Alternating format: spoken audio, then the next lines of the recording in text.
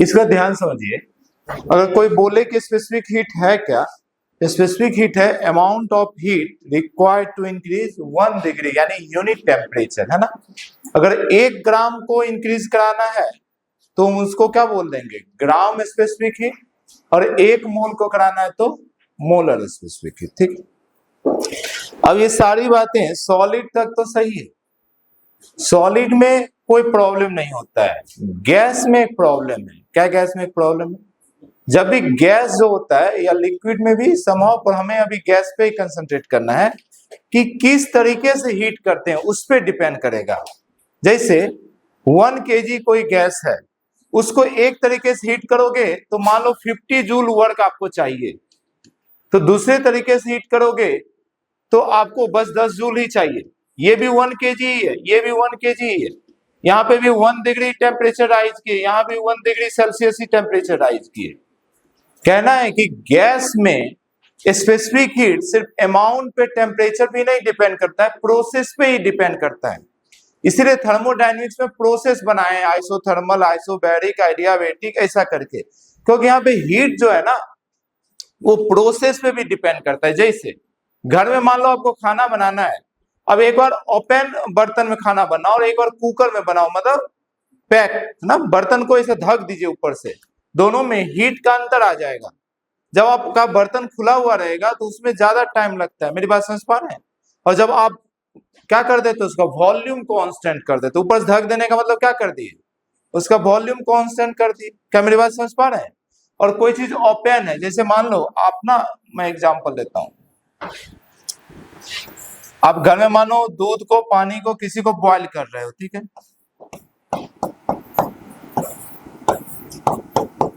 एक बार ये ओपन है और एक बार ये फिक्स कर दिए, ठीक है, बताओ दोनों में क्या क्या कांस्टेंट है। जब ये फिक्स कर दे दिए, क्या कांस्टेंट हो गया, वॉल्यूम। यहाँ पे क्या कांस्टेंट हो गया, वॉल्यूम कांस्टेंट हुआ ना जी। अरे अब कुछ भी होगा, इसको तोड़कर तो नहीं निकल जाएगा, प्रेशर कुकर ऊपर से बंद कर दिया, कुकर फट तो नहीं जाएगा, मेरी बात समझ पा रहे हैं। तो यहाँ गैस जो भी है वॉल्यूम कांस्टेंट हो जाएगा। अच्छा यहाँ पर क्या कांस्टेंट है, प्रेशर। अब यहाँ पे एटमॉस्फेरिक ही प्रेशर है, आपके गर्म करने से पूरा एटमॉस्फेयर का प्रेशर तो नहीं चेंज हो जाएगा, समझ पा रहे हैं।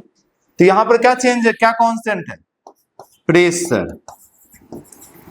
अब मानो दोनों में मैं 1 kg रखा, दोनों में 1 kg रखा, टेम्परेचर भी मैं 1 डिग्री सेल्सियस ही चेंज करना चाहता हूं, डेल्टा टी का वैल्यू 1 डिग्री है, पर मुझे क्या दिखता है कि इसमें जल्दी गर्म हो जा रहा है, यानी इसमें कम हीट का जरूरत है, इसमें ज्यादा हीट का जरूरत है। ऐसा होता है आपके घर में, देखते हैं कोई चीज को जल्दी करना होता है तो हम ढक देते हैं, पानी को जल्दी गर्म करना है ऊपर से ढक देते हैं, खाना जल्दी बनाना है प्रेशर कुकर में बनाते हैं। क्या मेरी बात समझ पा रहे हैं। अच्छा प्रेशर कुकर इसका नाम क्यों है, क्योंकि यहां पर प्रेशर बढ़ जाता है, समझ पा रहे हैं, वॉल्यूम कांस्टेंट है, प्रेशर बढ़ जाता है, यहाँ पे ओपन प्रेशर है, प्रेशर कांस्टेंट हो जाता है, चेंज नहीं होता है। तो दोनों में हीट अलग अलग है, तो दोनों का स्पेसिफिक हीट भी क्या हो जाएगा, अलग। क्या मेरी बात समझ पा रहे हैं। देखो स्पेसिफिक हीट बोलता है कि भाई साहब कितना हीट लगेगा, कितने के लिए, 1 kg या 1 मोल के लिए, for 1 degree Celsius temperature change करने के लिए। अब एक ही केजी, एक ही डिग्री टेम्परेचर चेंज करने में एक प्रोसेस में अलग हीट लगता है, दूसरे प्रोसेस में अलग लगता है, तीसरा प्रोसेस में और अलग लगेगा, समझ पा रहे हैं। एडियाबेटिक में कितना लगेगा, 0। अरे कल देखे ना, एडियाबेटिक में कितना लगेगा, आइसोथर्मल में कितना लगेगा, इनफाइनाइट। क्या मेरी बात समझ पा रहे हैं। तो गैस में बहुत प्रॉब्लम है। गैस में प्रॉब्लम क्या है, वो 2 प्रोसेस जो है वहां तो फिक्स है, एक में इनफाइनाइट एक में 0। अब बचा 2 प्रोसेस, मतलब 4 ही प्रोसेस में हम लोग काम करते हैं, आइसोथर्मल, एडियाबेटिक, आइसोकोरिक, आइसोबारिक। इसका नाम क्या है जी केमिस्ट्री में, आइसोकोरिक, वॉल्यूम कांस्टेंट, आइसोमेट्रिक भी बोल देंगे, और इसका नाम आइसोबारिक। समझ पा रहे हैं, 4 ही प्रोसेस है ना, 4 में 2 तो पहले फिक्स हो गया, एक का इन्फिनिटी एक का 0। अब बचा 2, ये दोनों का भी अलग अलग होता है, तो इस दोनों का हम याद रखते हैं, समझ पा रहे हैं। तो एक का नाम ही बना देते हैं specific heat at constant pressure, उसका सिंबल बना देते हैं Cp। एक का नाम ही बदल देते हैं, सॉरी ये है Cp, और इसका नाम क्या हो जाएगा CV specific heat at constant volume. क्या मेरी बात समझ पा रहे हैं? तो चलिए नेक्स्ट लिखिए, तीसरा लिखिए। ठीक है, लिखिए specific heat in isochoric process. Isochoric isometric दोनों एक ही है। आइसोकोरिक बोलो या आइसोमेट्रिक बोलो, है ना? ठीक है। अब यहां पर फिक्स वैल्यू नहीं है, वहां दोनों तो फिक्स था तो सीधे हम लोग याद कर लिए, बस इसमें ये लिख लीजिए। अच्छा, सिंबल फिक्स है, सीबी लिख लो, सिंबल इसका सीबी लिख लीजिए, सिंबल इसका सीबी लिख लीजिए, और सिंबल इसका सीबी लिख लीजिए, और इसमें लिखिए it is amount of heat required, amount of heat required, amount of heat required, amount of heat required to rise unit temperature, to rise unit temperature of 1 mole of gas। मैं molar लिखा रहा हूं, ग्राम करना है तो 1 ग्राम लिख सकते हैं, प्रिंसिपल करना है तो 1 kg लिख सकते हैं। Increase unit temperature of gas off 1 मोल, है ना? 1 mole of gas, 1 mole of gas, 1 mole of gas को 1 डिग्री या 1 केल्विन टेम्परेचर राइज करने के लिए जितना हीट चाहिए, ये हो गया हमारा CV। सेम इसी तरीके से अपने मन से लिख लीजिए तो CP। अच्छा, इसका ना फॉर्मूला भी साथ में देखो, याद करना पड़ेगा फॉर्मूला, तो मैं यहाँ फॉर्मूला लिख रहा हूं। CV का फॉर्मूला हो जाएगा FR/2। ठीक है, अब इसकी डेरिवेशन वगैरह KTG में और डेरिवेशन में कराऊंगा नहीं, आपको याद करना है। गामा -1 डेरिवेशन आपको एग्जाम में करना नहीं। तो CV 2 तरीके से निकलता है, FR/2 से या R बाय गामा -1। अब ये F क्या है? R तो आप जान रहे हैं, पूरी केमिस्ट्री में याद करते हैं। R क्या है? Gas constant. F क्या है? Degree of freedom. F क्या है? Degree of freedom. तो नीचे लिखते जाएंगे, ठीक है।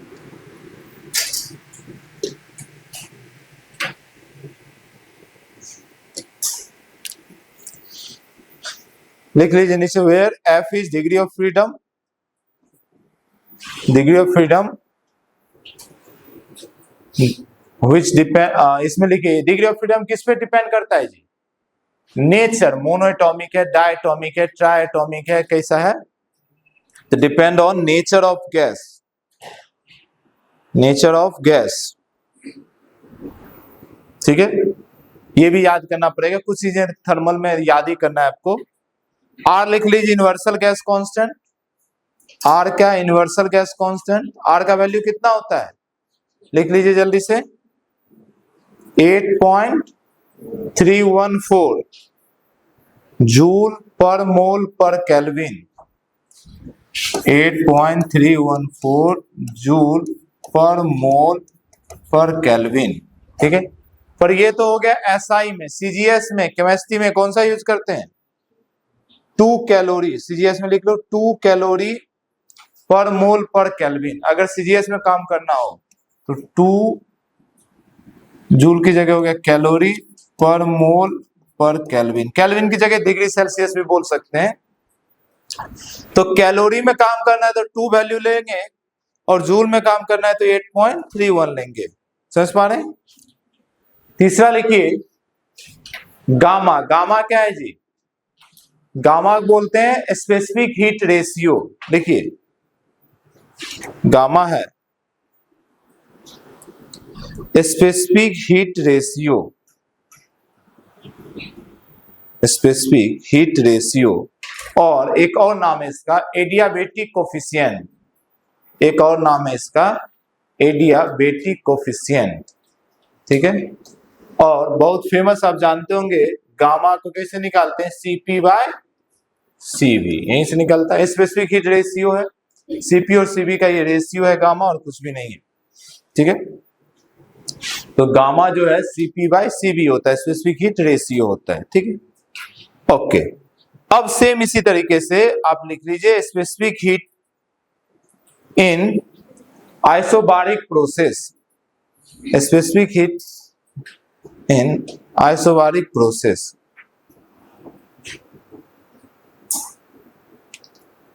isobaric process, ब्रैकेट लिख लीजिए, इसका सिंबल क्या हो जाएगा, Cp, और इसमें क्या हो जाएगा, अमाउंट ऑफ हीट, फिर से वही amount of heat required to raise unit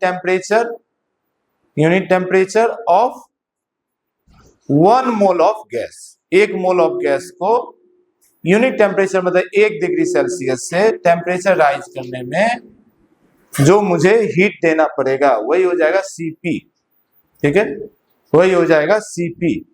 देखिए फॉर्मूला आपको याद करना पड़ेगा, फॉर्मूला आपको याद करना पड़ेगा। Cp का मैं फॉर्मूला लिख रहा हूं, आप लिख लेना F+2/2 R, देखो यहां पे सिर्फ 2 जुड़ जाता है, और एक और फॉर्मूला होगा R गामा बाय गामा -1, ठीक है, कोई सब्स्टिट्यूट नहीं है। एक बात समझ लीजिए, आप कितनी भी अच्छे से 10 बुक पढ़ लीजिए, 10-20 बार डेरिवेशन कर लीजिए, कोई सब्स्टिट्यूट नहीं है। एग्जाम में क्वेश्चन क्रैक करने के लिए याद रखना पड़ेगा। क्या मेरी बात समझ पा रहे हैं? वहां जाकर डिराइव तो नहीं करेंगे, ये डायरेक्ट यूज होगा। ये सारी फॉर्मूला उसी तरीके से याद कीजिए जैसे आपने याद कर रखा है a+b का होल स्क्वायर। कर सकते हैं, उसको प्रूव तो कर ही सकते हैं, पर आप प्रूव करते हो क्या? जब भी जरूरत पड़ता है a+b का होल स्क्वायर यूज करते हो। सेम इसी तरीके से थर्मल साइंस में फॉर्मूला आपको याद करना पड़ेगा। क्या मेरी बात समझ पा रहे हैं? रेगुलर क्लास में डेरिवेशन कराया जाता है, आपको 11 में कराया भी गया होगा, केमिस्ट्री में भी आप किए होंगे या जो भी हो, पर यहाँ पे ना मैं आपको डेरिवेशन कराऊंगा ना मैं आपको बोलूंगा डेरिवेशन वगैरह याद करो, आप सीधा याद करो फॉर्मूला। क्या मेरी बात समझ पा रहे हैं? इतनी बार फॉर्मूला याद कर लो, इतना प्रैक्टिस कर लो कि ये आपके मसल्स मेमोरी में आ जाए। एग्जाम में Cp दिखे कि आपके माइंड में तुरंत फ्लैश हो जाए R गामा बाय गामा -1 या F+2/2 इंटू R। क्या मेरी बात समझ पा रहे हैं? इसका कोई सब्स्टिट्यूट नहीं है, मैं ये आपको समझाना चाहता हूं, ठीक है। आइए इसके आगे बढ़ेंगे। CP/Cv के बारे में लिख ही लिए। नेक्स्ट लिखिए relation between Cp and Cv। Next heading बनाइए relation between Cp and Cv, relation between Cp and Cv, ठीक है। Cp एंड Cv का relation between Cp and Cv। देखिए एक रिलेशन होता है जिसको मेयर्स इक्वेशन बोलते हैं, ये भी फिर प्रूव करने का कोई मतलब नहीं है, तो मैं डायरेक्ट लिख रहा हूं मेयर्स इक्वेशन। मेयर्स इक्वेशन क्या होता है? Cp - Cv = R। पर नेक्स्ट क्वेश्चन आता है कि Cp/Cv है क्या? आप बोलोगे Cp/Cv स्पेसिफिक हीट है, कांस्टेंट प्रेशर, कांस्टेंट वॉल्यूम, पर वो किसके लिए डिफाइन था? 1 मोल के लिए। समझ पा रहे हैं? ये सब मोलर है, ये सब मोलर है, याद रखना ये दोनों है मोलर स्पेसिफिक हीट। अगर ग्राम स्पेसिफिक हीट लेंगे तो मोलर मास से डिवाइड करना पड़ेगा, तो Cp - Cv = R/m आ जाता है, मोलर मास। ये फॉर्मूला भी सही है, पर कब के लिए? जब Cp और Cv क्या हो? Cp और Cv हो ग्राम specific heat, gram specific heat. अच्छा कोई बोले Cp और Cv में ज्यादा कौन है? Cp और Cv में ज्यादा कौन है? Cp कब वाला है? बर्तन खुला या बंद? खुला। Constant pressure, atmospheric pressure. समझ पा रहे हैं? अब खुद से भी सोच सकते हो कब ज्यादा गैस लगता है, खुले बर्तन में या बंद बर्तन में? खुले बर्तन में। समझ पा रहे हैं? यानी Cp क्या है? ज्यादा है। समझ पा रहे हैं? इसलिए ये सारा पॉजिटिव आता है। अच्छा एक रिलेशन तो ये वाला है ही, फिर से नोट कर लो, करना चाहो तो फिर से कर लो। Cp/Cv = गामा, या इसको ऐसा भी कर सकते हो Cv = गामा × Cv। एक तो इधर से भी रिलेशन आपको आ गया। अच्छा एक और रिलेशन बनता है, देखो Cp की वैल्यू रखोगे और सीबी की वैल्यू रखोगे तो कैंसिल होकर यहाँ एक और फॉर्मूला बन जाएगा। तो मैं सीधा यहां मिटा रहा हूं, ये सीपी सीबी की वैल्यू उसमें रखोगे तो एक डायरेक्ट फॉर्मूला और बनकर आ जाएगा।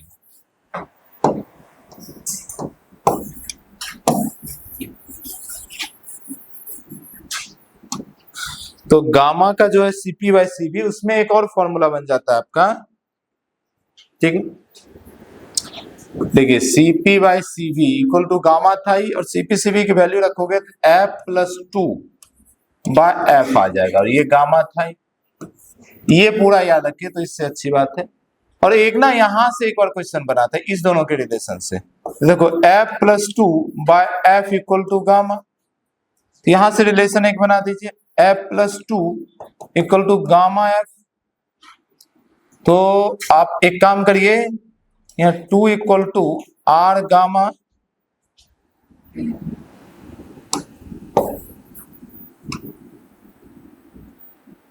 To equal to gamma F minus F, F common लीजिए गामा माइनस 1, और ये 2 हो गया, तो यहां से एफ इक्वल टू हो जाता है 2 बाय गामा माइनस 1। ये डिग्री ऑफ फ्रीडम का ये फॉर्मूला कई बार जरूरत पड़ता है, ठीक है। तो अगर सीपी सीबी किसी का मालूम है तो वहां से गामा निकाल लोगे और गामा निकल जाएगा, डिग्री ऑफ फ्रीडम आप निकाल सकते हैं। चलिए अब ना कुछ स्टैंडर्ड जो है हमें याद रखना है, सीपी सीबी गामा ये सारा वैल्यू याद रखना है, ठीक है। तो एक टेबल जैसा बना लेंगे मोनो एटॉमिक डायटॉमिक ये सब चीज के लिए, तो लिख लीजिए, हेडिंग बना दीजिए, F CP CB and gamma for different gases. ये चारों चीजें हमें याद रखना है, F comma CP comma CB comma gamma for different gases, for different gases, ठीक है। ये गैसेस लिख रहे हैं, इसका सीपी हम लिखेंगे, फिर हम लोग सीवी लिखेंगे, फिर हम लोग गामा लिखेंगे। गामा कुछ नहीं, सीपी बाई सीबी का रेशियो हो जाएगा।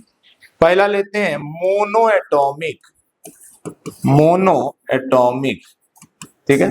चाहो तो आप अपने एक दो एग्जांपल दे सकते हैं, हीलियम आर्गन नियॉन ये सब जो भी करना है, ठीक है।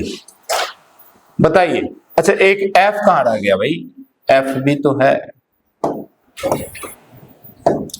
तो एफ है, फिर सीपी है, फिर सीबी है, ठीक है जी। आ जाइए, याद है किसी को डिग्री ऑफ फ्रीडम क्या होगा मोनोएटॉमिक का? मोनोएटॉमिक का 3 तरीके से वो अपनी एनर्जी को यूटिलाइज कर सकता है। Degree of freedom topic KTG में वहां पे पढ़ेंगे, पर फिर वहां पे मैं ये याद नहीं करवाऊंगा, वहां पे सिर्फ समझाऊंगा डिग्री ऑफ फ्रीडम का मीनिंग क्या है। ये चीजें वहां पर याद रखना है आपको, तो अभी कभी याद कर लेंगे। डिग्री ऑफ फ्रीडम मोनोएटॉमिक का 3 होता है। दूसरा है डायाएटॉमिक, डायाएटॉमिक, डायाएटॉमिक एग्जांपल में देखना है, जितना भी 2 है O2 N2 जो भी है, इसका डिग्री ऑफ फ्रीडम 5 हो जाता है, इसका डिग्री ऑफ फ्रीडम 5 है। और तीसरा जो हुआ ट्राएटॉमिक, अब ट्राएटॉमिक में 2 टाइप की चीजें होता है, एक होता है लीनियर स्ट्रक्चर, एक होता है ट्राइगोनल। केमिस्ट्री में सब अच्छे से आप पढ़ते होंगे।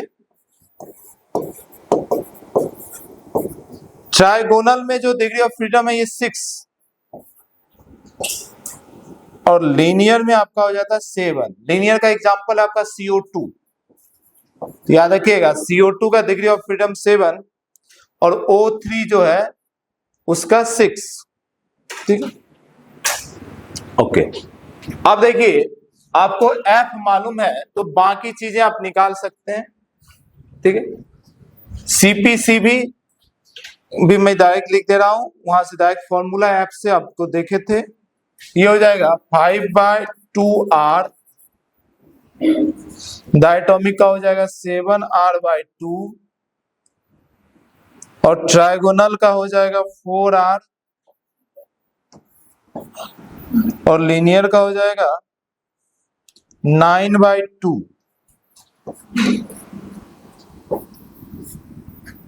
सी भी इसी तरीके से लिख लेंगे 3/2r, 5/2r, 3r and 7/2r। अब दोनों को डिवाइड करो तो रेशियो आ जाएगा, यह आ जाता है 5/3, जिसको डिवाइड करोगे तो 1.67 आता है। यह आ जाता है 7/5, जिसको डिवाइड करोगे तो 1.4। देखो सबसे ज्यादा जरूरी यही है, क्योंकि ज्यादातर जो होता है ना वो एयर, और एयर को हम लोग O2 मानेंगे। एयर को हम लोग क्या मानेंगे? Diatomic O2। समझ पा रहे हैं? तो जब भी एयर आएगा तो यही वाला कॉलम यूज करेंगे। मैं यहाँ लिख दे रहा हूं एयर। जब भी एयर बोलेगा तो यही वाला कॉलम यूज करेंगे, यही वाला आपकी आंखों के सामने वाला। ट्राइटोमिक का मैं लिख दे रहा हूं 4/3, हो जाएगा 1.33, और CO2 जो है इसका हो जाता है 9/7, ये हो जाएगा 1.28। फिर से मैं बोल रहा हूं, कोई ऑप्शन नहीं है, टेबल याद करना ही पड़ेगा, कोई ऑप्शन नहीं। इवन दो कई बार तो डायरेक्ट पूछा है इसमें से कई चीजें। 5/3 कैसे आया? देखो गामा होता है CP/CB, अभी सीखे ना। CP का वैल्यू है 5/2r और CB का वैल्यू है 3/2r। तो ये 5/2r ये ऊपर गया ना, तो 2/3r होगा। तो r से r कैंसिल, 2 से 2 कैंसिल, तो बचा ना 5/3। ऐसा है ना। देखिए निकालने के लिए तो आप निकाल सकते हैं हर चीज को, एक भी याद, सिर्फ एप याद रखोगे सब निकल जाएगा। CP का फॉर्मूला जानते हैं, CB का फॉर्मूला जानते हैं, कोई एक भी याद रखोगे तीनों निकाल सकते हो, पर आप याद कर लीजिए तो ज्यादा अच्छा है। समझ पा रहे हैं ना? बाकी फॉर्मूला पहले लिख ही लिए। आइए आगे बढ़े। अब ये तो हो गया अकेले का, पर मान लीजिए कोई मिक्सचर है, उस मिक्सचर में O2 भी है, मतलब डायटोमिक भी डाल दिया, मोनोएटोमिक भी डाल दिया। क्वेश्चन आया है 2019 में आया, 17 में भी आया है, जेईई मेंस में भी आया है, नीट में भी आया है। सीधा क्वेश्चन है कि एक मोनोएटोमिक और एक डायटोमिक गैस को मिक्स किए तो बताओ उसका गामा कितना होगा। सीधा क्वेश्चन है। तो मिक्सर का भी हमें ये सब निकालने आना चाहिए, CP/CB गामा। ठीक है, डिग्री ऑफ फ्रीडम तो कुछ अलग नहीं होगा, जो जैसा है वैसा ही रहेगा, ये बदलेगा CP/CB गामा। तो हेडिंग बनाइए CP/CB and gamma for mixer of gas. CP/CB and gamma for mixer of gas. ये आता है तो विस्तार लगा लीजिए, कई बार आया है, 3-4 बार डायरेक्ट फॉर्मूला पुटिंग क्वेश्चन है। अच्छा, इसमें ज्यादा मैकेनिक्स की तरह बहुत दिमाग यहाँ नहीं लगाना है, यहाँ बस फॉर्मूला याद रखना है। मैकेनिक्स में उल्टा था, कोई फॉर्मूला ही नहीं था, पहला चैप्टर से रोटेशन तक चला आगे, कोई फॉर्मूला ही नहीं था आपके पास, है ना। वो सब 9 में जो फॉर्मूला सीखे थे वही फॉर्मूला था। कुछ भी नया मिला क्या? नीट क्या तैयारी करने आए तो कुछ नया मिल गया क्या? F=ma 9 में पढ़े तभी कुछ मिला क्या? F= कुछ KNA, ऐसा कुछ नहीं था। लेकिन यहाँ पर क्या, हर एक कदम पे एक फॉर्मूला, आइए मिक्सर के लिए आ जाइए। तो CP ऑफ मिक्सचर, ठीक है, N1 CP1, मानो दो गैस मिलाए, N1 मोल,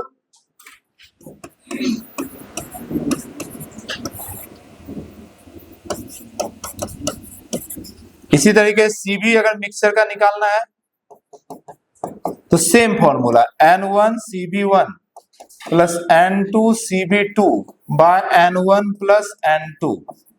सेम इसी तरीके से गामा निकालना है मिक्सचर का, तो N1, अब देखो CP/CB होता है तो यहां CP1 ले लेंगे, N2 CP2 bye N1 CB1 plus N2 CB2, जहां पे N1 N2 क्या होगा? Number of mole.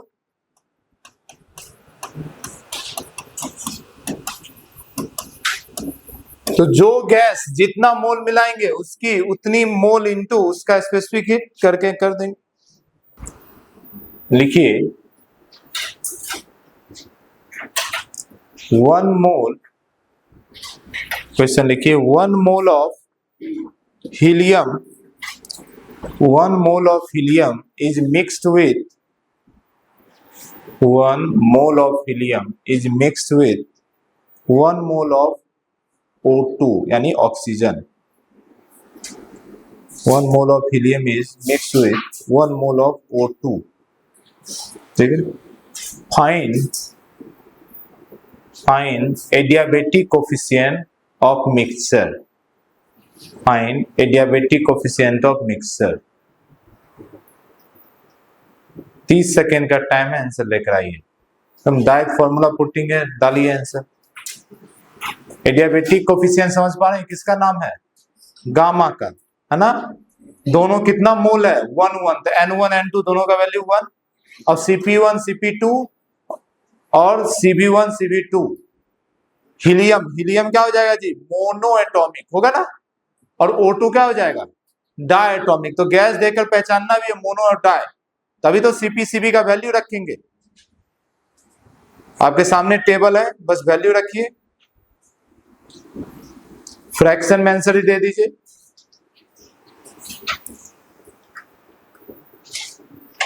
Gamma of mixture 12/8।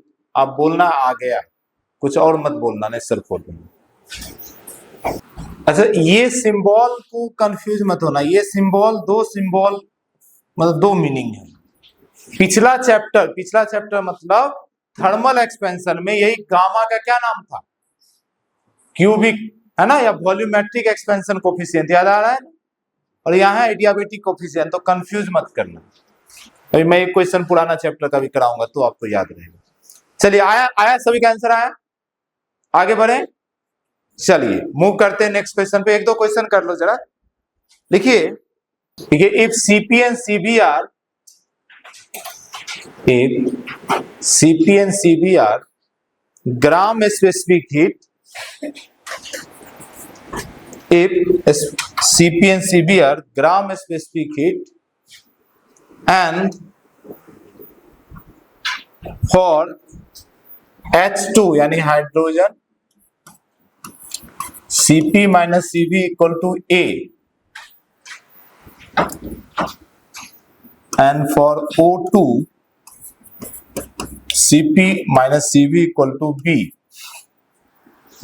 then find for H2 Cp minus Cb equal to A, and for O2 Cp minus Cb equal to B, then find relation between A and B, then find relation between A and B। क्या तकलीफ है? लिखो ना, Cp and Cb क्या है? Gram specific heat. Then for H2, board पे लिखा हुआ है, for H2 Cp minus Cb equal to A, and for O2 Cp minus Cb equal to B, then find relation between A and B। क्या A और B equal है? जल्दी बोलो। Cp minus Cb क्या होता है? R। Cp माइनस Cb क्या होता है? क्या स्पेशल किसी गैस के लिए होता है? दुनिया में सबके लिए होता है, दुनिया में हर गैस के लिए होता है। तो H2 के लिए Cp माइनस Cb A बोल रहा है, और O2 के लिए Cp माइनस Cb B बोल रहा है। क्या ये R ही है? हेलो, क्या ये R ही है? तो दोनों बराबर हो गया क्या, या कुछ गलती है यहाँ पे? जल्दी बताओ। मैंने एक आंसर आपको बताया, क्या दोनों बराबर हो सकता है? ये कौन सा है? ग्राम स्पेसिफिक हीट है। अगर क्वेश्चन होता मोलर स्पेसिफिक हीट, तब क्या हो जाता? इक्वल हो जाता, तब कोई दिक्कत नहीं था। ग्राम में क्या होता है? For gram specific heat, gram specific heat के समय क्या हो जाता है यार? Cp minus Cb equal to R/m। अब m तो दुनिया का हर गैस का सेम नहीं है ना, तो अगर H2 की बात करो तो H2 में ये A किसकी जगह आया? R/m। H2 का m कितना? 2। हाइड्रोजन बेचारा एक प्रोटॉन पे जिंदा है। ये Cp माइनस Cb में B किसकी जगह आया? R/32। क्लियर ना? यानी ये ए बोल रहा है R/2 को और ये बोल रहा है R/32 को, तो दोनों में क्या रिलेशन है देखो जरा। ए जो है ये R/2 यानी यहां समझ में आ रहा है ए है 2a और R तो यूनिवर्सल कांस्टेंट है। यहां से पता चल रहा है कि B जो है हमारा ये है R/32, यहां से R क्या है 32B। अब इस दोनों को इक्वल कर सकते हैं, R तो यूनिवर्सल कांस्टेंट है, therefore 2a equal to 32b यानी a equal to 16b। a equal to कितना आ गया 16b। यही दोनों में रिलेशन है, यही इस दोनों में रिलेशन है। अच्छा इसी में ना वो वाला भी क्वेश्चन लिख लीजिए तो बराबर होगा। नीचे लिखिए तो क्वेश्चन में लिखिए इफ, इसी में क्वेश्चन लिख लीजिए तो if Cp and Cv is molar specific heat, इसी में लिख लीजिए if Cp and Cv is molar specific heat, if Cp and Cv is molar specific heat, then relation between A and B, then relation between A and B is, इसका answer खुद से लिखिए, relation between A and B is क्या हो जाएगा relation A equal to B, नीचे लिख लीजिए देन A इक्वल टू हो जाएगा B, है ना। रीजन रीजन रहेगा लिखा हुआ तो कम से कम आपके माइंड में कंफ्यूजन नहीं होगा। आइए एक क्वेश्चन करते हैं ना थर्मल एक्सपेंशन का क्वेश्चन, थोड़ा गामा ना आपको कंफ्यूजन ना हो, गामा पे कंफ्यूजन ना हो, तो यहाँ के बीच में एक गामा वो टपका रहेगा ना, तो रिवीजन के समय आपके माइंड में हमेशा याद आएगा कि अच्छा गामा का मतलब एक और होता है। तो लिखिए क्वेश्चन लिखिए तो लिखिए thermal coefficient of a gas, thermal coefficient of a gas is, thermal coefficient of gas is 5 into 10। अच्छा ये ऐसा नहीं, मैं मजाक में क्वेश्चन नहीं दे रहा हूँ, नीट 2016 का है क्वेश्चन।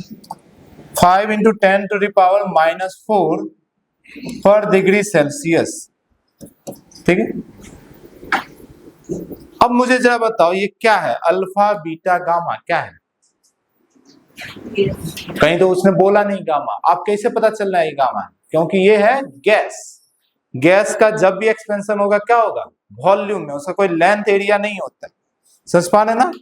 ये मैंने वहां पे भी एक क्वेश्चन ऐसा कराया था जिसमें आपको खुद से डिसीजन लेना था कि ये क्या है गामा, ठीक है।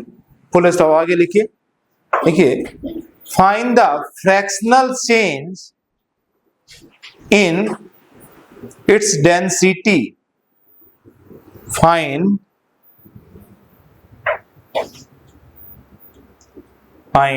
fractional change in its density if we rise the temperature by 40 degrees Celsius, if we rise the temperature by 40 degrees Celsius। अगर 40 डिग्री उसको गर्म किया गया, मतलब 40 डिग्री उसको हीट को बढ़ा दिया गया, तो ऑब्वियस सी बात है डेंसिटी क्या होगा, कमेगा या बढ़ेगा? अरे गर्म करने से वॉल्यूम बढ़ता है, डेंसिटी क्या होता है कम। पर बोल रहा है कितना फ्रैक्शनल कम होगा बताओ। फ्रैक्शनल चेंज का मतलब क्या, final minus initial by initial. कभी भी याद रखिए ये मैथ का फॉर्मूला है, फिजिक्स का नहीं, आप यहां लिख लो कभी भी फ्रैक्शनल चेंज किसी चीज का निकालना है,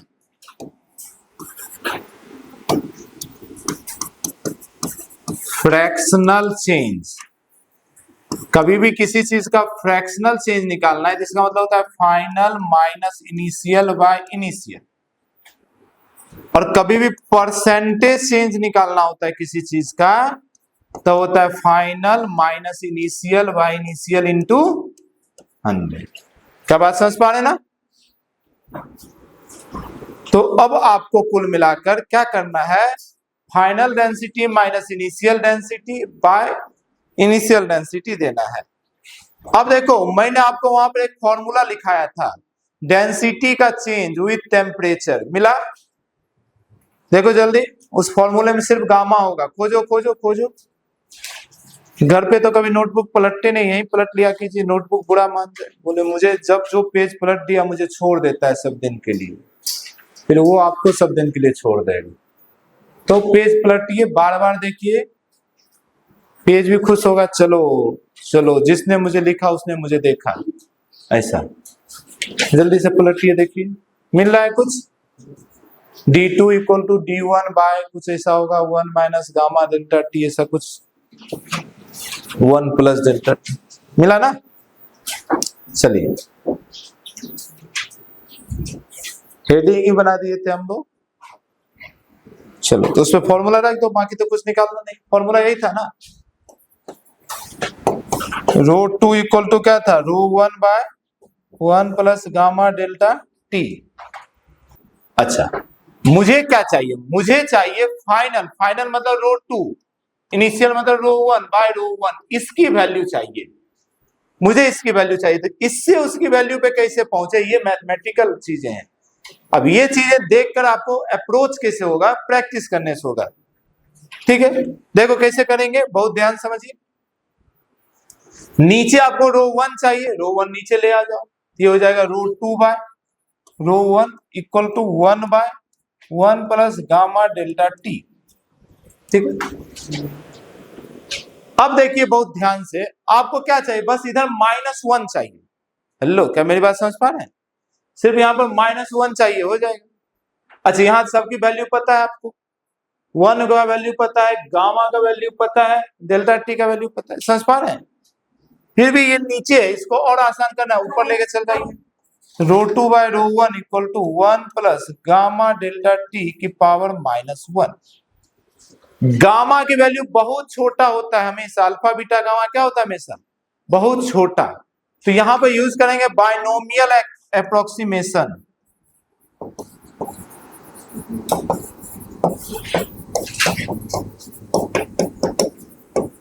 एक वहां पर करवाया भी मैं था, जल्दी से बताओ क्या था बाइनोमियल अप्रोक्सीमेशन।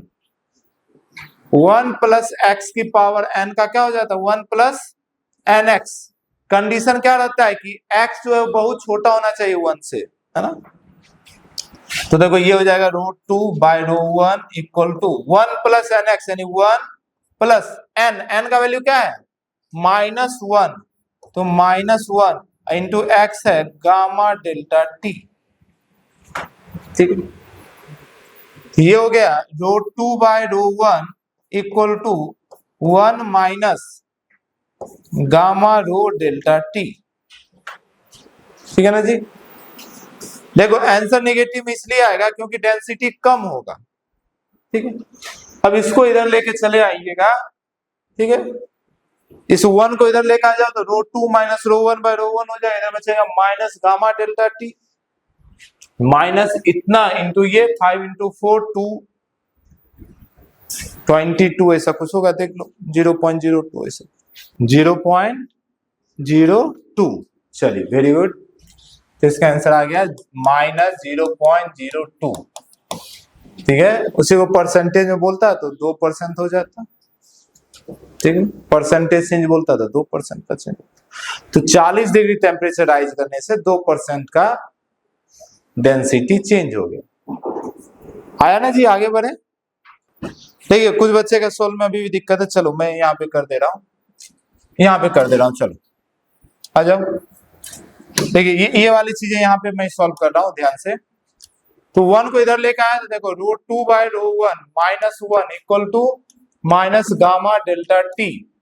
ये देखो रो1 इसमें एलसीएम आया है, रो2 माइनस रो1 इक्वल टू माइनस गामा का वैल्यू हो गया 5 इंटू 10 की पावर -4 और डेल्टा टी का वैल्यू हो गया 40। ठीक है, यही है फ्रैक्शनल चेंज, यही है फ्रैक्शनल चेंज। तो बस इसका वैल्यू चाहिए।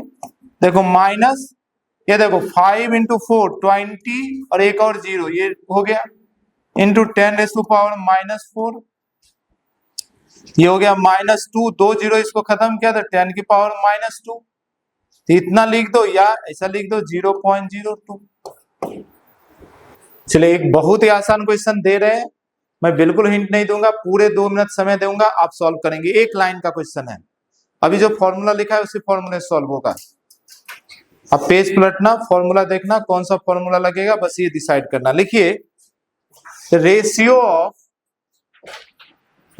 Of R and CV, R मतलब यूनिवर्सल गैस कांस्टेंट, सीवी मतलब specific heat rate constant volume, R and CV of gas is 0.67 of gas is 0.67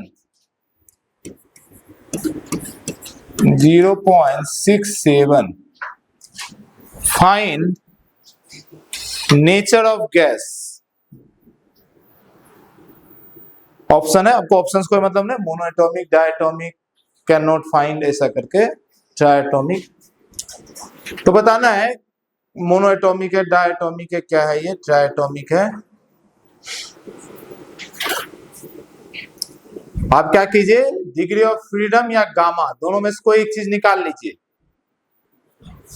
संस्पान या सीबी, कुछ भी एक चीज निकाल लीजिए, फिर मिला लीजिए उस टेबल में, किसके टेबल से मिलता है। या तो गामा का वैल्यू निकाल लीजिए, या तो सीबी का वैल्यू निकाल लीजिए, या एफ का वैल्यू निकाल लीजिए, फिर आपको खुद पता चल जाएगा इस टेबल में किससे ये निकलेगा। अब इसका n नंबर ऑफ अप्रोच हो सकता है सॉल्व करने का। देखिए सीबी का जनरल फॉर्मूला क्या मिला था, सीबी का फॉर्मूला मिला था आपको, सीबी का जनरल फॉर्मूला मैंने जो लिखाया था क्या था वो, आर बाय गामा माइनस 1, है ना, मोनोएटॉमिक, है ना, मिला ना, मोनोएटॉमिक होगा, बिल्कुल सही। अब इसको कंपेयर कर लीजिए, कैसे, देखो यहां से सीबी इक्वल टू क्या हो जाएगा, आर बाय 0.67, ठीक है ना। अब यहां समझ में आ गया कि गामा माइनस 1 की जगह 0.67 है, तो गामा माइनस 1 की जगह 0.67, तो गामा इक्वल टू 1.67, ये किसका 1.6667 मोनोएटॉमिक का, ठीक है ना। चलिए तो ये देखो, अच्छा ये सारी क्वेश्चन जितना भी मैंने कराया था ये सब जेईई मेंस और नीट का पीवाईक्यू ही है, पिछले 5-7 साल में पूछा हुआ है। तो देख रहे हैं डायरेक्ट फॉर्मूला पुटिंग आ रहा है क्वेश्चन। हेडिंग बनाइए थर्मल कैपेसिटी, हेडिंग बनाइए थर्मल कैपेसिटी, थर्मल कैपेसिटी।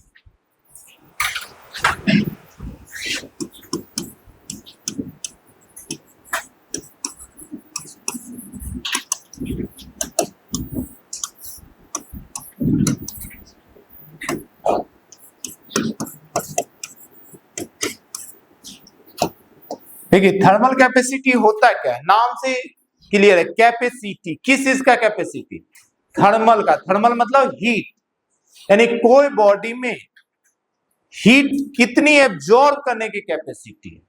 क्या मेरी बात समझ पा रहे हैं, इसको कुछ इस तरीके से समझो, जैसे मान लो हम लोग बात करते हैं खाने की कैपेसिटी दोस्त यार में, जो मान लीजिए 10 रोटी खा ले या 5 रोटी खा ले, उसकी खाने की कैपेसिटी क्या है, ज्यादा, और जो 2 रोटी खाए उसकी कैपेसिटी क्या है, कम।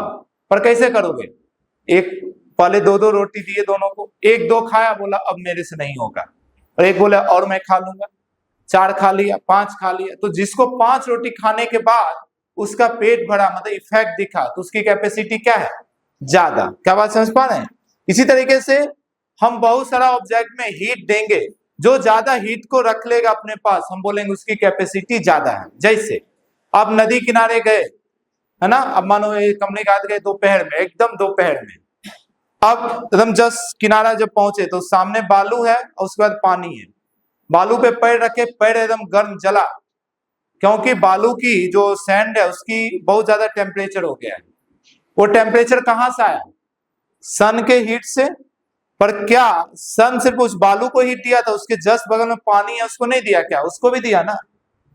पर पानी में पैर रख के पानी ठंडा ठंडा अच्छा लगा, है ना, ऐसा क्यों, क्योंकि पानी की कैपेसिटी ज्यादा है, उस सारे हीट को खा गया अपने अंदर, पता भी नहीं चला, आपको धकार भी नहीं लिया, सब खा गया। और बालू जो है, जो मिट्टी है, उसकी कैपेसिटी कम होता है, तो कम होता है, हीट को एब्जॉर्ब ही नहीं कर पाता है, तो हीट उसकी टेम्परेचर को बढ़ाने लग जाता है।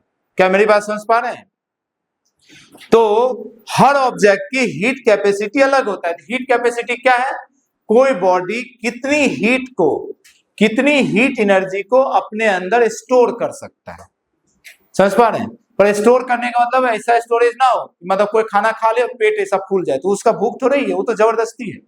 खाना खाए और पता नहीं चले तब तो हम बोलेंगे उसकी कैपेसिटी है, यानी हीट को एब्जॉर्ब करे, उसकी टेम्परेचर भी राइज नहीं करे बहुत ज्यादा। जैसे पानी की कैपेसिटी ज्यादा है तो वो हीट को एब्जॉर्ब भी करा, सनलाइट आ भी रहा है पर उसका टेम्परेचर ज्यादा नहीं बढ़ रहा है। पर कोई लोहे रख दो, लोहे की हीट कैपेसिटी कम है, तुरंत गर्म हो जाएगा।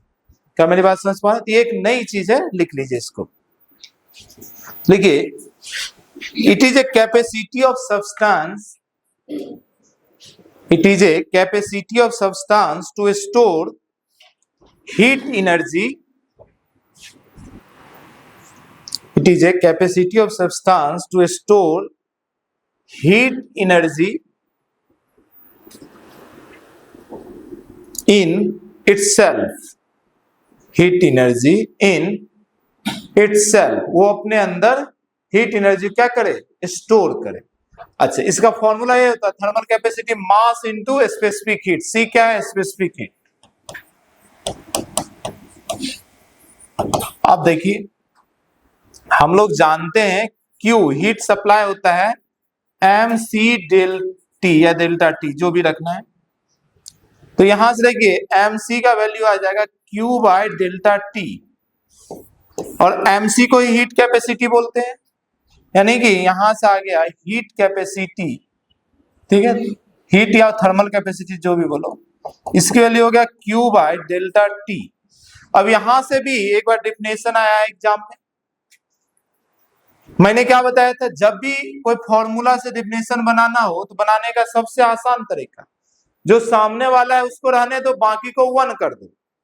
यहां 1 डेल्टा टी कर दो, तो if delta T equal to 1 degree Celsius या 1 डिग्री केल्विन, यानी rise in temperature is 1 degree Celsius, then thermal capacity is nothing but Q. Q क्या है? हीट सप्लाई, हीट ट्रांसफर या हीट रिक्वायर्ड। तो इसका डिफिनेशन कैसे बना देंगे थर्मल कैपेसिटी का? हम बोलेंगे thermal capacity of any substance is amount of heat which required to rise 1 degree Celsius या 1 केल्विन टेम्परेचर। क्या मेरी बात समझ पा रहे हैं? हेलो, क्या मेरी बात समझ पा रहे हैं? ठीक, अब जरा मुझे बताओ, जिस बॉडी का हीट कैपेसिटी ज्यादा होगा उसकी टेम्परेचर ज्यादा राइज करेगा। क्या बात समझ पा रहे हैं? शुरुआत की एग्जांपल मैंने समझाया था पानी और सालू सैंड का, समझ पा रहे हैं ना? तो जिसकी थर्मल कैपेसिटी जितनी ज्यादा उसकी टेम्परेचर उतना जल्दी राइज करेगा। ये बातें क्लियर है? हेलो, ये बातें क्लियर है? तो क्वेश्चन आया है नीट में कि कुकिंग जो यूटेंसिल्स है, बर्तन जो है, उसकी क्या होनी चाहिए थर्मल कैपेसिटी, ज्यादा या कम? आप क्या चाहते हो? आपका बर्तन एकदम गर्म हो जाए, लाल हो जाए, फिर पिघल जाए, ऐसा चाहते हो क्या? आप तो उसमें स्टेप पे चढ़ा दोगे, मानो खीर बना रहे हो 2 घंटे में, स्पेशल डिशेज बना रहे हो 2-2 घंटे उसमें कंटिन्यू काम कर रहे हो। अगर हीट कैपेसिटी थर्मल कैपेसिटी उसका कम होगा तो कंटिन्यूअस टेम्परेचर बढ़ते जाएगा। आप तो चाहते हो थोड़ा बहुत गर्म हो ताकि कपड़ा पकड़ के भी उसको उतार लें। क्या मेरी बात समझ पा रहे हैं? तो थर्मल कैपेसिटी उसका क्या होना चाहिए? कम। क्या मेरी बात समझ पा रहे हैं? अच्छा चलिए, पहले ये इसको लिखिए, इसकी डिफिनेशन भी वर्ड में लिख लेना। पहले यहां तक लिखो, फिर इसी चीज को मुझे लिखाना है वर्ड में। देखो वर्ड में मैं इसलिए लिखा रहा हूं कि स्टेटमेंट पे आया है, ये स्टेटमेंट 1, 2 जैसे करके जो क्वेश्चन आता है उसमें डिफिनेशन कई बार आया है। ठीक, तो लिखिए उसमें, it is amount of heat required, heat मतलब thermal capacity, it is a amount of heat required to a substance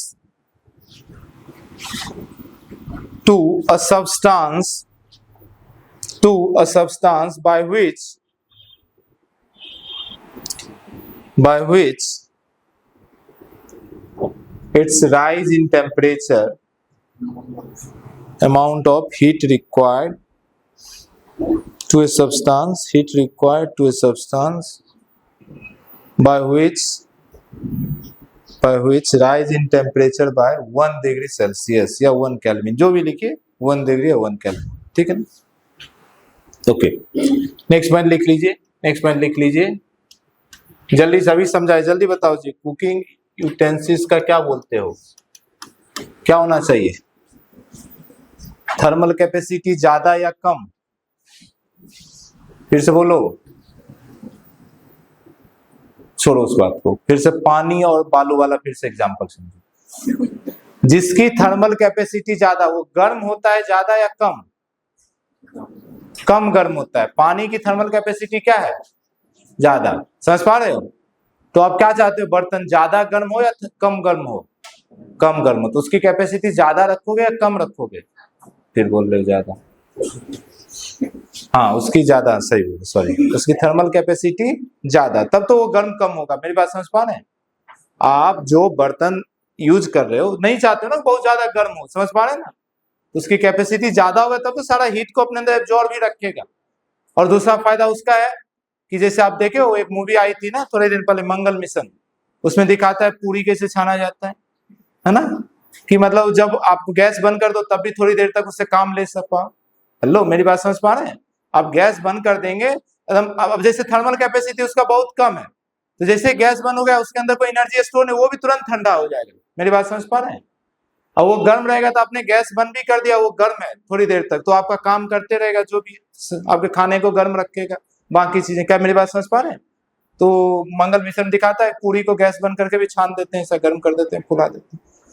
तो हमारी जो बर्तन है, कुकिंग का बर्तन है, उसकी थर्मल या हीट कैपेसिटी क्या होना चाहिए, क्या होना चाहिए, बोलो ना, फिर कंफ्यूज हो रहे हो, ज्यादा। क्या होना चाहिए, लिख लीजिए, thermal capacity of cooking utensils should be high. इसी तरीके से एक कंसेप्ट है जिसको बोलते हैं लेटेंट हीट, ठीक, उसको भी समझ जाइए, हेडिंग बना दीजिए, लेटेंट हीट, लेटेंट हीट। अच्छा, लेटेंट का मतलब क्या होता है, छिपा, कोई चीज लेटेंट होने का मतलब है छिपा हुआ। तो कोई कोई बॉडी ऐसा है जिसमें तुम गर्म कर रहे हो और कोई फर्क ही नहीं पड़ रहा है उसको, तो हम बोलते हैं वो हीट उसमें जाके छिप जा रहा है, उसी हीट को बोलते हैं लेटेंट हीट। जैसे ध्यान समझिए, आपके पास आइस है, ठीक है, अब आइस में आपने एक थर्मामीटर लगा के रखा है, आपने ये पढ़ के रखा है कि हीट करने से चीजें गर्म होती है, टेम्परेचर दिख रहा है इसमें 0 डिग्री सेल्सियस। अब ना आप इसमें हीट करना चालू किए, इसको हीट देना चालू किए, कांस्टेंट है तो वो अपना दूसरा काम करता है। दूसरा काम क्या है, स्टेट चेंज करना, सॉलिड को लिक्विड बनाना, लिक्विड को गैस बनाना, ये सारी बातें समझ पा रहे हैं। तो लेटेंट हीट कब यूज होता है, जब स्टेट चेंज होता है। क्या मेरी बात समझ पा रहे हैं। तो जैसे समझिए, मान लो ये सॉलिड है, ठीक है, कोई, अब इसको आप ना हीट कर रहे हैं, इसको हीट कर रहे हैं ताकि ये किस में बन जाए, लिक्विड में बन जाए। उल्टा भी सही है, कोई लिक्विड है उससे हीट निकाल रहे, रेफ्रिजरेटर में क्या करते हैं, हीट निकालते हैं तो आइस जम जाता है, यानी कि अच्छा इसे हीट निकालोगे सॉलिड यानी आइस बन जाएगा। क्या मेरी बात समझ पाए। तो ये जो हीट, कितना हीट देना पड़ेगा, ये कितना हीट दें ताकि सॉलिड लिक्विड में बन जाए, ये हीट सिर्फ एक चीजों पे डिपेंड करता है, वो है इसकी मास पे, ठीक है। अच्छा, हम टेम्परेचर चेंज नहीं कराना चाहते हैं, ये मान लो कोई T डिग्री सेल्सियस है तो ये भी T ही डिग्री सेल्सियस है, यानी याद रखना जब भी स्टेट चेंज होता है it is A isothermal process. कौन सा प्रोसेस है, आइसोथर्मल। तो जब भी आइसोथर्मल प्रोसेस होता है, जब भी आइसोथर्मल प्रोसेस होता है तो Q सिर्फ और सिर्फ एक ही चीज पे डिपेंड करता है, कौन सी चीज पे, मास पे। समझ पा रहे हैं। थोड़ा सा आइस है उसको पानी में बदलना है तो थोड़ा सा हीट देना पड़ेगा, बड़ा आइस का टुकड़ा है तो ज्यादा हीट देना पड़ेगा, बाकी चीजों पे कुछ डिपेंड नहीं करेगा। इस प्रोपोर्शनलिटी को हटाते हैं तो एक कांस्टेंट लाते हैं, नाम रख दिए L। L इसलिए नाम रखे क्योंकि ये लेटेंट नाम रखने वाले हैं, LM। ये L एक कांस्टेंट है, L एक कांस्टेंट है जो डिपेंड करेगा सब्सटेंस पे, डिपेंड ऑन सब्सटेंस, और इसी एल का नाम है लेटेंट हीट, इसी एल का नाम है लेटेंट हीट। तो लेटेंट हीट अपने आप में कांस्टेंट है, ठीक है। अगर कोई बोले नहीं लेटेंट हीट का फॉर्मूला ही बता दो, तो आप बोलोगे एक सेकेंड रुको मैं बता देता हूं। तो लेटेंट हीट का फॉर्मूला क्या बन जाएगा, एल का, इसको इधर भेज दो, तो एल इक्वल टू हो जाएगा क्यू बाय एम, ठीक। कोई बोले इसकी डिफिनेशन बनाओ, तो आप बोलोगे देखो इसके सामने क्यू है, एम का वैल्यू 1 रख दो, तो if M equal to 1 kg, ठीक है, तो एल इक्वल टू हो जाएगा क्यू, यानी एल जो है that amount of heat required है जिससे 1 kg ऑफ सब्सटेंस का स्टेट बदला जा सके, सॉलिड को लिक्विड में बदला जा सके, लिक्विड को गैस में, अलग अलग अपना नाम रखेंगे। क्या मेरी बात समझ पा रहे? चलिए इतनी बातें नोट करें। अच्छा इसकी यूनिट वगैरह भी बना सकते हैं। यूनिट क्या हो जाएगा एल का, देखो जूल पर केजी, ये हो गया यूनिट, जूल पर केजी। लिखिए it is A amount of heat required, it is amount of heat required of unit mass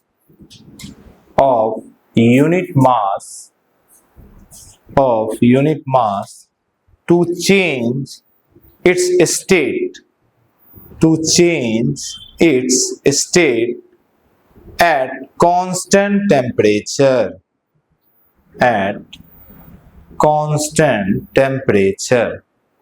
constant temperature पे 1 kg मास अपनी स्टेट को चेंज करने के लिए, सॉलिड लिक्विड बनने के लिए, लिक्विड सॉलिड बनने के लिए या गैस बनने के लिए जितना हीट का जरूरत है, हीट चाहिए भी हो सकता है या हीट निकालना भी पड़ सकता है।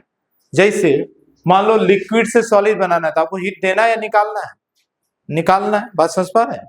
और सॉलिड से लिक्विड बनाना है तो हीट देना है, पर सेम ही लगेगा, मतलब समझो अगर तुम मानो 10 जूल हीट दिए और सॉलिड लिक्विड बन गया, तो लिक्विड से 10 जूल हीट निकालोगे तो वापस से सॉलिड बन जाएगा। क्या मेरी बात समझ पा रहे हैं? चलिए तो हमने वाटर के लिए वैल्यू याद रखना है, तो इसको अलग अलग नाम दे देते हैं। जैसे इसको नाम दे देते हैं फ्यूजन, तो ऐसा लिखिए लेटेंट हीट ऑफ फ्यूजन, नाम दे दीजिए latent heat of fusion. Latent heat of fusion का मतलब हुआ कि सॉलिड को लिक्विड में बदलने के लिए जो हीट चाहिए, फ्यूजन मतलब तो फ्यूज करना, मेल्ट करना, तो सॉलिड मेल्ट करता है जितना हीट से, उसको बोलते हैं लिक्विड। अब बहुत ध्यान समझिए, जितना इधर चाहिए उतना इधर चाहिए, तो उल्टा एरो भी सही है, उतना एरो भी सही है, ठीक। अब ये एल आइस टू वाटर, ये याद रखते हैं हम लोग, ये चाहिए 80 कैलोरी पर ग्राम। इसका मतलब क्या है जी, 1 ग्राम आइस लोगे, 1 ग्राम आइस लोगे, उसको चाहते हो वाटर बनाना, उसको चाहते हो स्टेट चेंज कराना, तो आपको कितना हीट देना पड़ेगा, 80 कैलोरी। अच्छा इसका उल्टा भी सही है, अगर मान लो 80 ग्राम वाटर है और चाहते हो उसको आइस में बदल दे, तो फ्रीजर या रेफ्रिजरेटर उससे कितना हीट निकालेगा, दोनों सही है। अगर कोई बोले L of water to ice,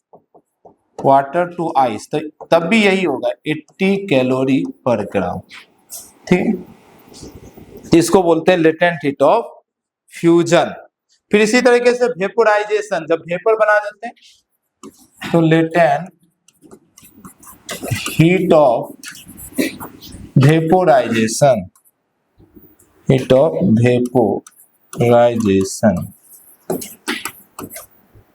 इसमें क्या है, लिक्विड से मान लो आप वेपर या गैस बनाते हैं, तो उल्टा भी सही है, गैस से वेपर लिक्विड बनाने में भी उतना ही लगेगा। अब देखो एल वाटर से स्टीम, ये होता है 536 कैलोरी पर ग्राम, पर इसमें कैलकुलेशन मुश्किल हो जाता है, इसलिए हम इसको नियर टू ले लेते हैं 540 कैलोरी पर ग्राम।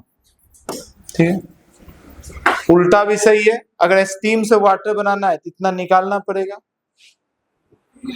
अब यहां से क्वेश्चन बनता है, बहुत ध्यान समझिए, जो बर्न होता है, जो जलन होता है, गर्म पानी और स्टीम, उसमें अगर देखोगे तो स्टीम बहुत ज्यादा बर्न करता है। क्या मेरी बात समझ पा रहे हैं? उसका रीजन क्या है? उसका रीजन है कि जो वाटर है यानी लिक्विड जो है उसका लेटेंट हीट कितना है 80, और जो स्टीम है उसका लेटेंट हीट कितना है 540। कितना टाइम्स हो गया? मतलब 6, 7, 8 टाइम्स हो गया। समझ पा रहे हैं? यानी कि 8 गुना ज्यादा जलेगा, 9 गुना ज्यादा जलेगा। क्लियर है मेरी बात है? इसलिए देखेंगे कुकर वगैरह से कभी भी जब स्टीम लीक करता है, उसमें अगर हाथ टच हो गया बहुत भयानक वाला बर्न होगा, 2 दिन 3 दिन तक जलन रहेगा। जबकि खौलता हुआ पानी में भी हाथ चला जाए तो बाहर निकालोगे तो मुश्किल से आधे घंटे 10 मिनट में जलन खत्म हो जाएगा, 15 मिनट में जलन खत्म हो जाएगा। मेरी बात समझ पा रहे हैं? क्योंकि आपके अंदर कितना गया 80 जूल गया, तुरंत डिसिपिएट हो गया, और उसमें गया 540 जूल मतलब कैलोरी, तो वो ज्यादा आपको बर्न करेगा, टिश्यू को ज्यादा डैमेज कर देगा। क्लियर है मेरी बात है? चलिए इतनी बातें नोट करें, इस बात को हम नोट कर लेंगे।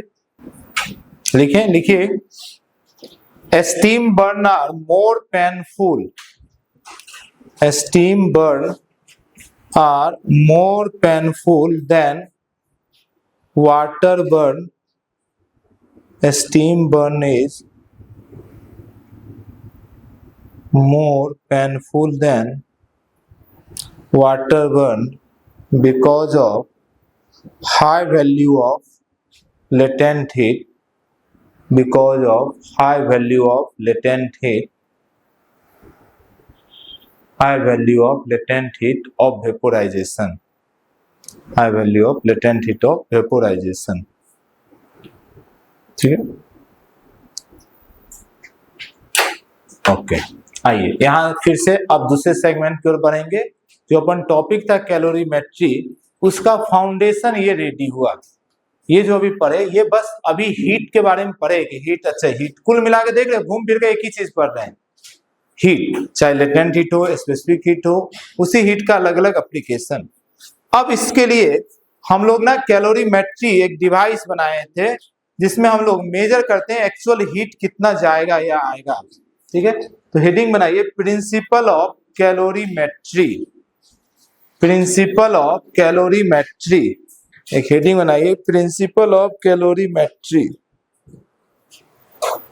Principle of calorimetry, principle of calorimetry. Principle of calorimetry में बस एक ही प्रिंसिपल है कि एक बॉडी जितना हीट देगा दूसरा बॉडी उतना हीट लेगा।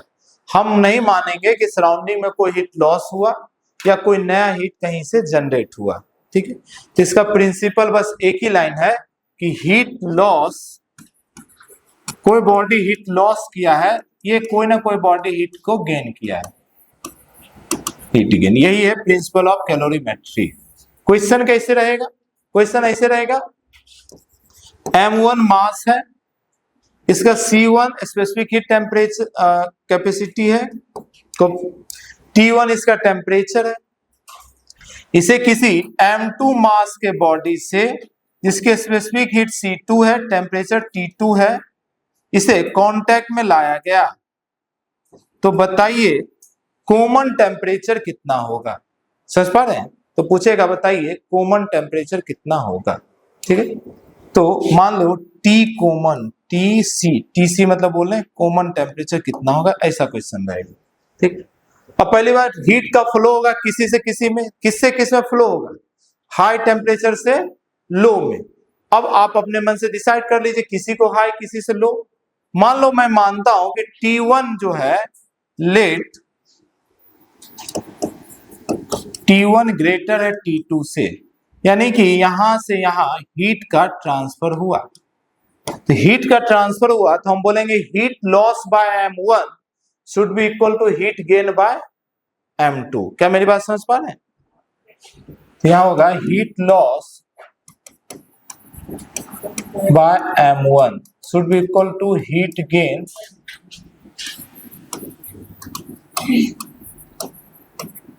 अब m1 m2 लगा दीजिए। m1 में कितना हीट का लॉस हुआ, तो हीट सप्लाइड या रिसीव, जो भी हीट ट्रांसफर का फॉर्मूला याद रखिए क्या था, Q equal to mc delta T. याद आया? हीट ट्रांसफर का यही फॉर्मूला है, Q equal to mc delta T. Clear है ना? तो ये इसका हो जाएगा m1 C1। अब delta T change in temperature, याद रखो ज्यादा में कम को, ये तो लॉस किया ना, तो T1 minus TC, T1 minus TC equal to M2C2। अब बताओ यहां पे क्या लिखेंगे, यहां पर क्या लिखेंगे? यहां पे T2 तो कम है ना जी, समझ पा रहे हैं? ये ज्यादा रहा होगा, दोनों के बीच में हमेशा आता है, समझ पा रहे हैं? तो ये हो जाएगा TC माइनस T2, नहीं तो माइनस प्लस का दिक्कत होगा। अब यही इक्वेशन बनेगा हमेशा, अब इसी में कुछ देगा कुछ पूछे। और याद रखिए T1 से छोटा होगा TC और बड़ा होगा T2 से। जो कॉमन टेम्परेचर है TC मतलब कॉमन टेम्परेचर, वो दोनों के बीच में कहीं आएगा, T1 T2 के बीच में कहीं आएगा। T2 धीरे धीरे ठंडा होगा, T1 धीरे धीरे गर्म होगा, दोनों को कॉमन टेम्परेचर पे आएगा। अब इसका एक प्रैक्टिस करेंगे, आप जल्दी से इसे लिखिए, मैं दूसरा क्वेश्चन देखता हूं। दो बॉडी है, body A and body B. Body A का mass m, c temperature 2T, इसका मास 2m, specific heat C2, temperature T2 है ना। If they out in contact then find their common temperature.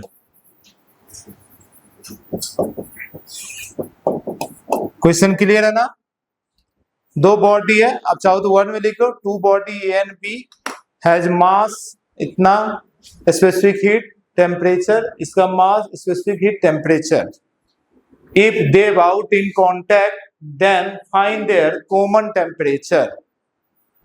अगर दोनों को कॉन्टैक्ट में लाया गया तो दोनों का कॉमन टेम्परेचर कितना होगा? टी में ही आएगा आंसर, जल्दी से निकालिए। एक का 2T दूसरे का T, तो जो अब दोनों का कॉमन टेम्परेचर होगा 2T से कम होगा, T से ज्यादा होगा। आंसर ले आइए। आज यहीं तक रहेगा अपनी क्लास।